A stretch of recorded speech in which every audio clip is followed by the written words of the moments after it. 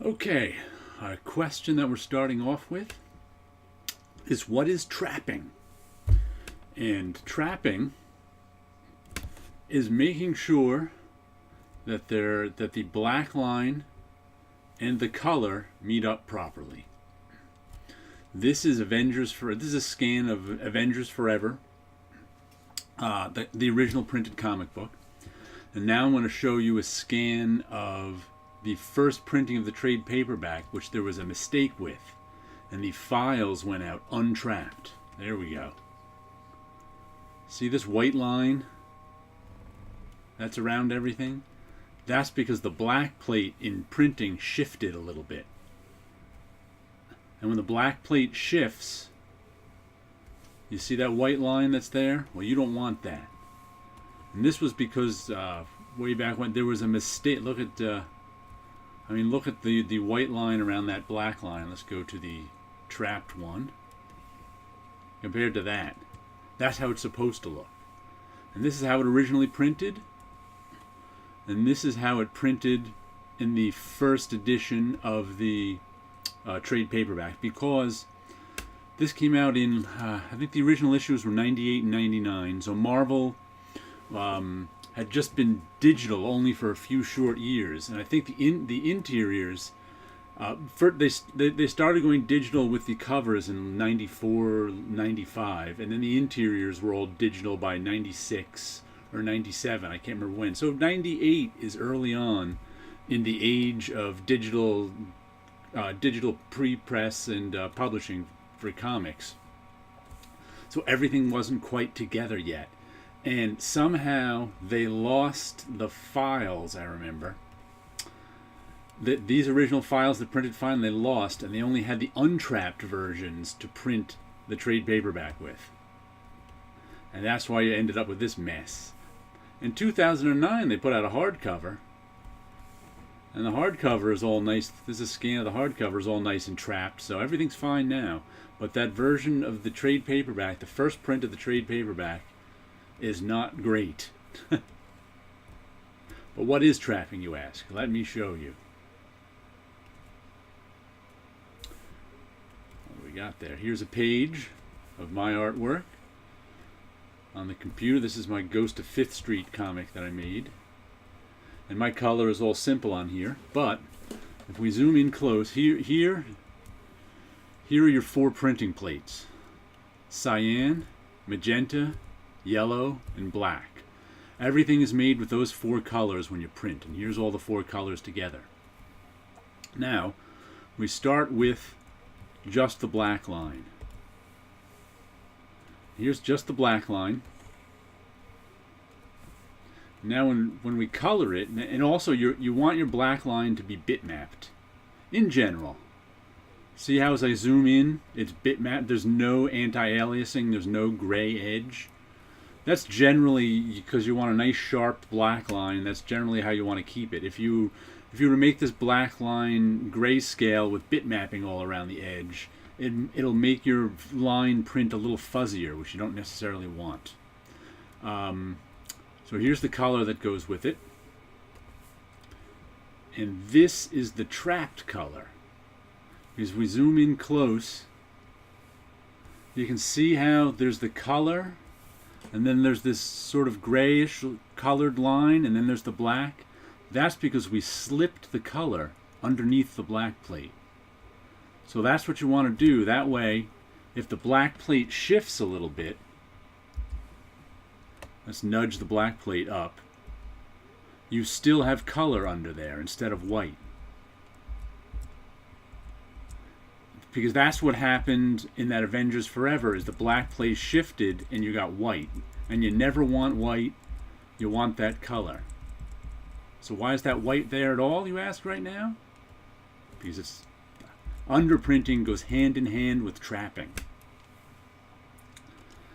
And this is how you do trapping. Let me show you this first.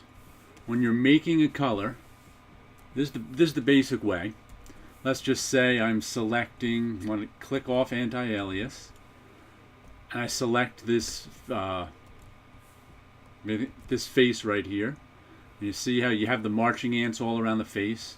In order to slip it under the black line, you go Select, Modify, Expand. And you expand it by 3 or 4 pixels. Let's make it 4 this time. And boom, and it makes the selection a little bit bigger. Let's put something under. Let's just pick another color and hit and fill it. Whoops. Target layer. Did I not make another? There we go. Put another layer and fill it.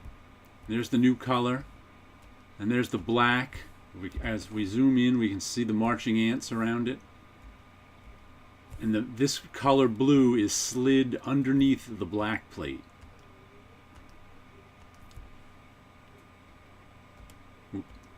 See, here's the edge of the black plate, here's the edge of the blue. So if the black plate slips, we still have color under there. And that's what trapping is. And that's what didn't happen in this one. There's no color under the black plate slipped under there. So when the black plate shifted, you see the white of the paper, which is what trapping avoids.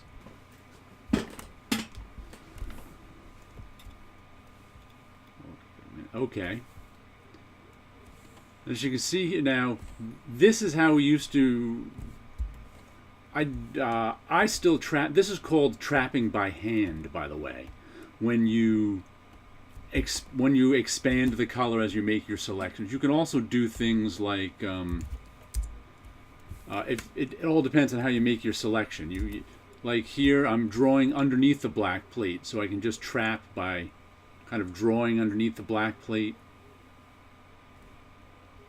So this is trapping as well. You're just getting, you're just making sure the color goes under the black plate. So that's all trapping is making sure the color goes under the black plate. So now I can,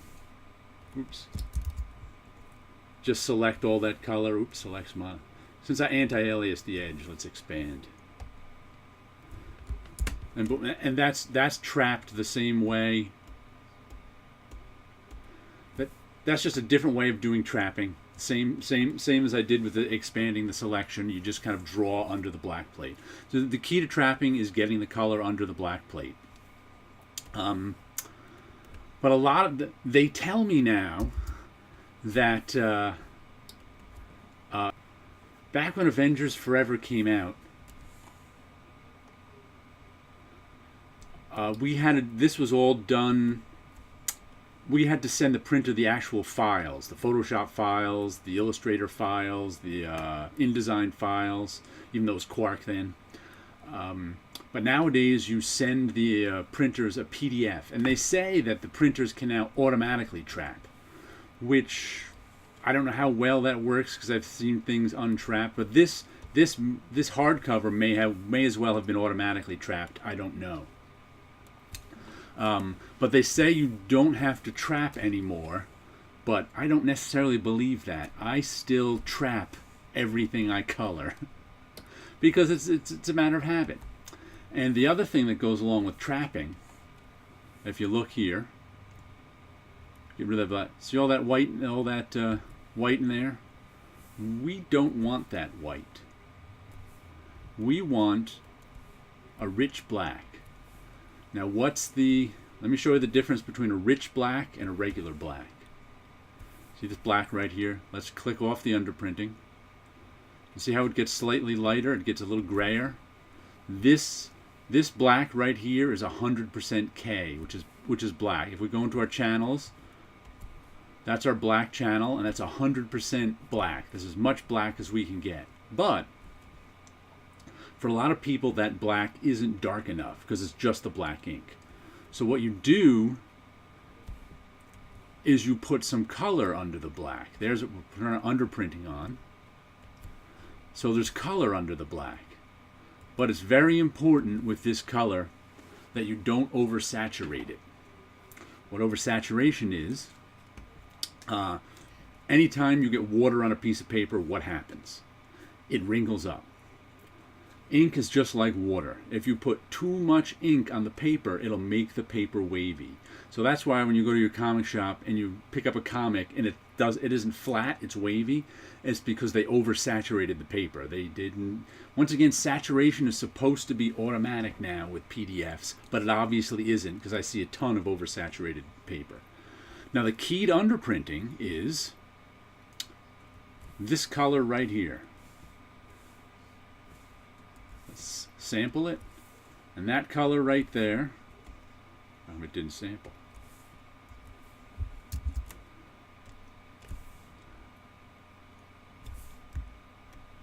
That color right there, well, we'll bring it up, is 60 cyan, 40 magenta, 40 yellow. And that's a very important number, 60, 40, 40, because that's as much saturation as you can give the paper. 60, 40, 40, 100. See, this is your cyan, magenta, yellow, and black. Those are your four printer plates. And these four numbers, in order to be safe, can only add up to 240. So you see there we got 140, and with the K is 240. That's as high as you can go with these numbers, because otherwise you risk oversaturating the paper. This is the threshold we always had all through, when we did stuff digitally all through the 90s, but sometimes people wouldn't follow it, and I'll show you the main reason that things are oversaturated is Photoshop's default black.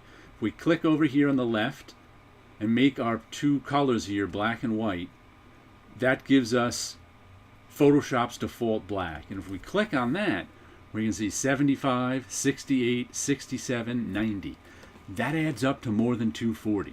So by default, if you pick Photoshop's automatic black, you're oversaturating the paper. And I think that is the cause for a lot of wavy comics, is colors just don't know. Because this is one of those things that you don't learn about trapping and oversaturation unless you're in production. This stuff isn't taught to colorists who learn techniques of coloring, but this is very important to printing. So when you start with Photoshop's default black, you start by oversaturating the paper, which you never want to do. So you always have in your swatches, you either work with 100K for regular black, or 60, 40, 40 for a rich black. And usually, like I said, I like to keep my black plate clean. And the way you underprint, and you don't have to underprint until the very end. The way you get that rich black is you click on your line. You just have to select all the black. Let's go to turn off contiguous. Contiguous just means it's touching each other. So now when we click on this, it selects all the black in our document. Then we just go to select, modify, contract by that same 3 or 4 pixels that we did 4, right? 4 pixels. And this is the size our underprinting is going to be. You can see it's smaller than the black plate. And then we just make a new layer, label it underprinting.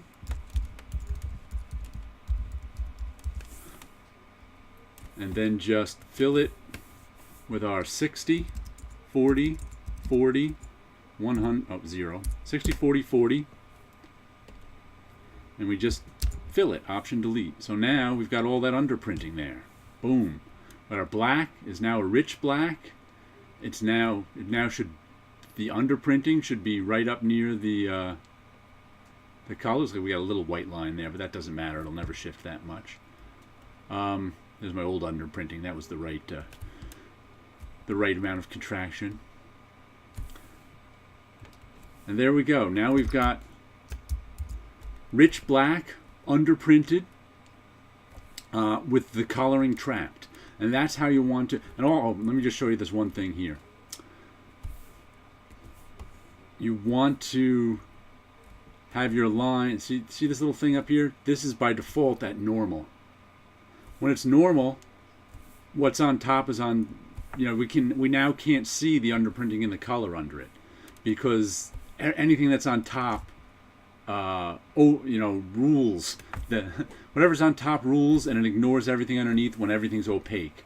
So if we make this multiply, it now adds all the layer. It now adds this to the layers underneath. That's how you end up doing it. So your line art is generally multiplied if you're using the layer technique. So now we can see everything. Now it's adding, it's multiplying this, it's adding this to this, and you can, you know, since these aren't touching each other, it doesn't matter. If one was overlapping the other, you can set it to multiple. But these are both good at normal.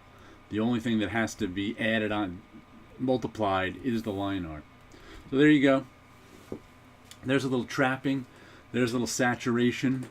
There's a little underprinting for you.